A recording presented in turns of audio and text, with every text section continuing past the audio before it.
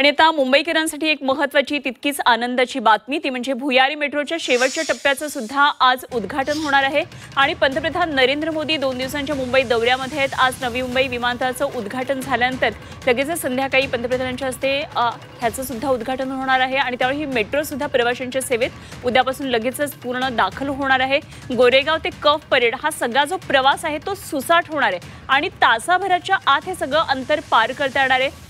तर गोरेगाव ते कफ परेड भुयारी मेट्रो 3 मार्गिकेचं आज पंतप्रधान नरेंद्र मोदींच्या हस्ते लोकार्पण होणार आहे। आमचे प्रतिनिधी शुभम कोळी सध्या या सर्व घडामोडीवर लक्ष ठेवून आहेत। आपण शुभमकडे जाऊया। शुभम, अगदी काही वेळामध्ये आधी नवी मुंबई विमानतळाचं उद्घाटन झाल्यानंतर पंतप्रधान नरेंद्र मोदी मेट्रोचं सुद्धा लोकार्पण करणार आहेत आणि मुंबईकरांच्या सेवेमध्ये लवकरच मेट्रो दाखल होणार आहे। किंबहुना उद्यापासूनच प्रवास या मेट्रोने पूर्णपणे करता येणार आहे। सगळी तयारी आता कुठपर्यंत आली, किती प्रतीक्षा केली जाते या संपूर्ण प्रकल्पाची? निश्चित पाहिलं तर गेल्या अनेक दिवसांपासून जे आहे ती या मुंबईतील शेवटच्या मेट्रोची ट्रायल रन जी आहे ती मोठ्या प्रमाणामध्ये सुरू होती आणि ट्रायल रन जी आहे ती अगदी यशस्वीरित्या पार पडल्यानंतर जे आहे ते आज स्वतः पंतप्रधान नरेंद्र मोदी यांच्या हस्ते जे आहे या मेट्रो लाईन 3चं उद्घाटन जे आहे ते करण्यात येणार आहे। सध्या पाहिलं तर जय्यत तयारी या ठिकाणी करण्यात आलेली आहे। हे सुरुवातीचं स्थानक आहे ज्या ठिकाणाहून या मेट्रोची सुरुवात जी आहे ती होणार आहे। कफ परेड ते विद्यान मेट्रो स्थानक अशा दरम्यान जी ही मेट्रो जी आहे ती धावणार आहे आणि शेवटचे हे 11 स्थानकं जे आहेत आता या 11 टप्प्यामध्ये जे आहेत ते खुले करण्यात येणार आहेत आणि 11 किलोमीटरचा हा संपूर्ण प्रवास जो आहे तो असणार आहे।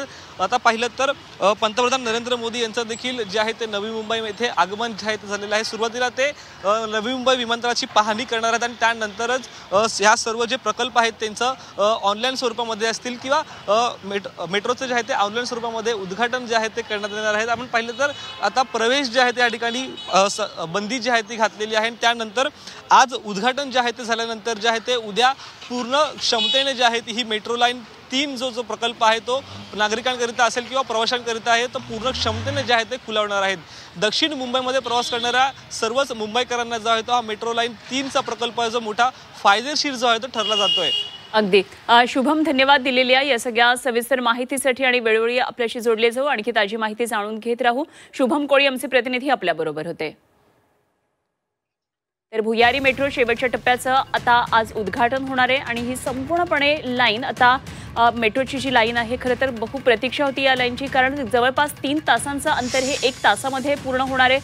हा प्रवास जलद, सुखकर, गारेगार असणार आहे, त्यामुळे अर्थातच मुंबईकर यावर खुश असणार आहेत। या मेट्रोसाठी खरं तर मोठी प्रतीक्षा केलेली होती। आज ही प्रतीक्षा आता संपणार आहे आणि पंतप्रधान नरेंद्र मोदी यांच्या हस्ते या संपूर्ण लाईनचं आता लोकार्पण होणार आहे।